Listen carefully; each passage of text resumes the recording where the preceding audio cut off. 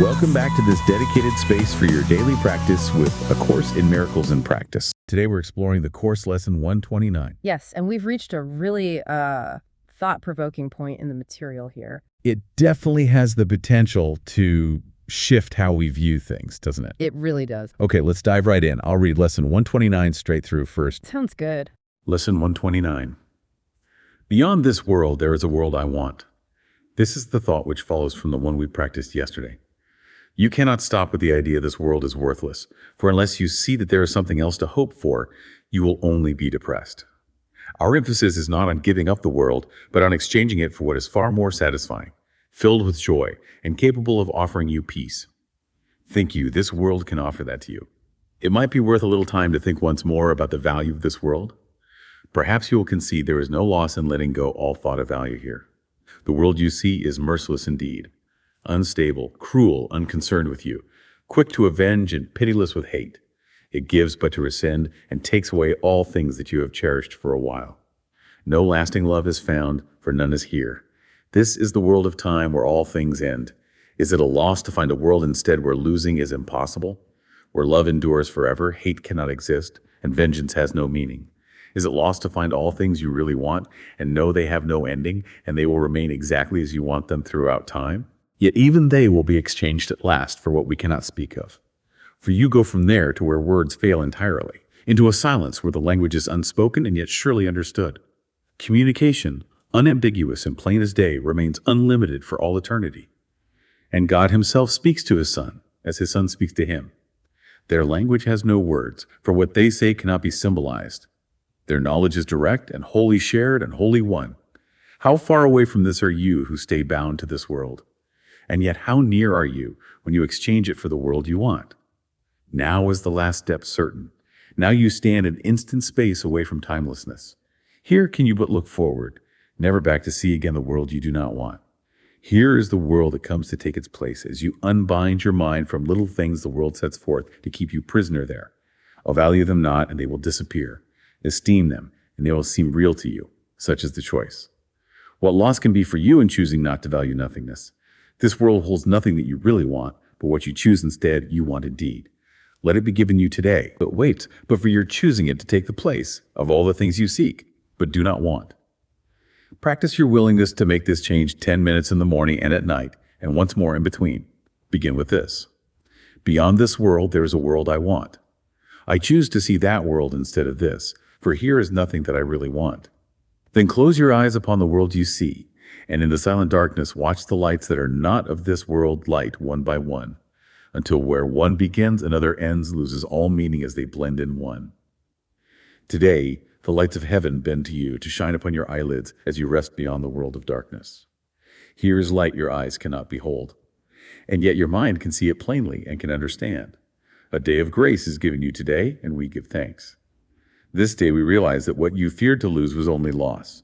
Now do we understand there is no loss, for we have seen its opposite at last, and we are grateful that the choice is made. Remember your decision hourly and take a moment to confirm your choice by laying by whatever thoughts you have and dwelling briefly only upon this. The world I see has nothing that I want. Beyond this world, there's a world I want. Okay, that's lesson 129. Quite something to take in all at once. Definitely. So let's start to unpack some of the main ideas here. Well, it really forces you, doesn't it, to reconsider what we value, what we're afraid of losing. Yeah, that opening line, beyond this world, there is a world I want. It can sound almost like a rejection of everything we know. It can. And it really pushes us to ask, do the things we chase, the things we cling so tightly to in this world, do they genuinely bring lasting fulfillment? That's the core question. Yeah. Have you ever found yourself or seen others maybe holding on to a job they dislike or a relationship that's clearly not working? Oh, absolutely. Or even just hoarding possessions. And often it's because the idea of letting go feels even scarier than the current dissatisfaction. I know I've stayed in situations, maybe just comfortable routines, that felt safe purely because they were familiar. Even if they weren't truly nourishing. Exactly. The fear of the unknown, of what might come next, just felt bigger somehow than the pull towards something potentially much better. And that really taps into what the lesson seems to be getting at.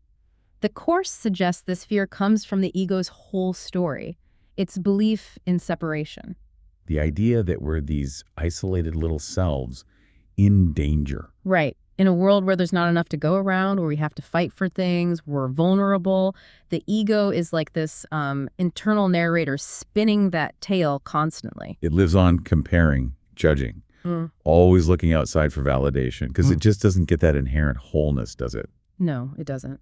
And noticing those ego narratives, those patterns of thought, that's really the crucial first step in seeing past them. That feeling of not enough seems almost epidemic, the constant sense we need more money, more stuff, more recognition. It drives so much human behavior. The ego's perspective is always whispering, there's limited supply, whether it's resources, love, opportunities. Which naturally leads to anxiety, competition. And this urge to just grab and hold on to whatever we have, even if it's not actually making us happy. Right. So from this viewpoint, fear isn't really a thing. It's more like the gap we feel when we forget our connection to that loving whole reality the Course talks about. And then there's that resistance to change you mentioned. We cling to the familiar, even the painful familiar. It's like the ego sees any change as loss, as a deficit. So when the lesson says, a world I want beyond this one, are we talking about like a physical place, another dimension, or is it more about an inner shift? It's definitely more about the inner shift, a change in perception. The Course is pretty clear about how temporary everything in this world is. Remember the line. It gives but to rescind and takes away all things that you have cherished for a while. Nothing here lasts. So the fear of losing things here, it's based on a false premise, really. What premise is that? The premise that those things have ultimate real value in the first place. It's like guarding an empty box, terrified someone will steal it. We're afraid of losing illusions. That image of chasing shadows or reflections, it captures that sense of things seeming real but having no substance. Right. And the lesson pushes that further. This world holds nothing that you really want. That sounds extreme initially. It does. Because we do want things in this world. Of course we do, on one level. But if we really look closely, are the satisfactions lasting? Or are they temporary, fleeting? If this whole setup is unstable, often cruel, and everything ends, what truly valuable thing could we possibly lose by loosening our grip on it? Logically, nothing real or lasting. That's the argument. And the Course then contrasts this with where true value does lie in spirit.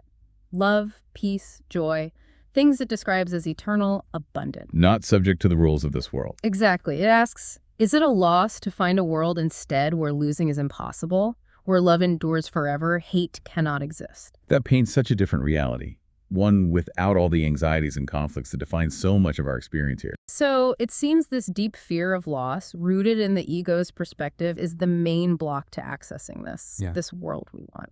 How does the lesson suggest we start dismantling that fear then? Well, first by understanding that the world we want isn't somewhere else you go. It's a state of mind. A way of seeing. A way of seeing. Recognizing the love and peace that the Course says are already inherent in us, inherent in reality, but just obscured by the ego's fearful static. Okay. So it contrasts the ego's scarcity narrative with the spiritual reality's inherent abundance. Love, joy, peace aren't limited commodities. The more you connect with them, the more they expand. And the lesson mentions timelessness too, which feels, so far from our clock-watching lives. Right.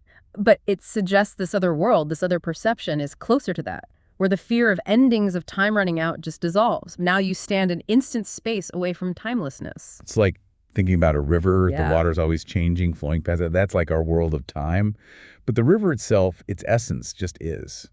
That feels a bit like timelessness. That's a nice analogy. And maybe those moments we all have sometimes when you're totally absorbed in something or feel that deep connection and time just disappears. Yeah. Flow states, moments of real peace. Perhaps those are little tastes, little glimpses of that other reality breaking through the usual noise, evidence that it's accessible.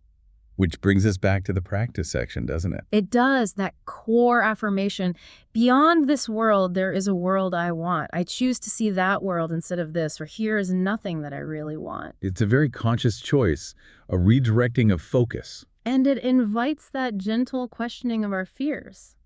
When that fear of letting go comes up, what am I really afraid of losing here? Is this fear based on something real, or is it just the ego's projection? It's easy to get stuck on what we think we're giving up. It is, but the lesson flips it. Focus on what you're choosing. That peace, that joy you actually desire. Shift the focus from the sacrifice to the gain. Maybe affirming that desire for the other world, the state of being described. Yes. And perhaps asking yourself, maybe even journaling about it, what truly brings me lasting peace versus these temporary pleasures the world offers? That's a really practical point of reflection. Because letting go of the idea that this world is the ultimate source of value isn't about loss, is it?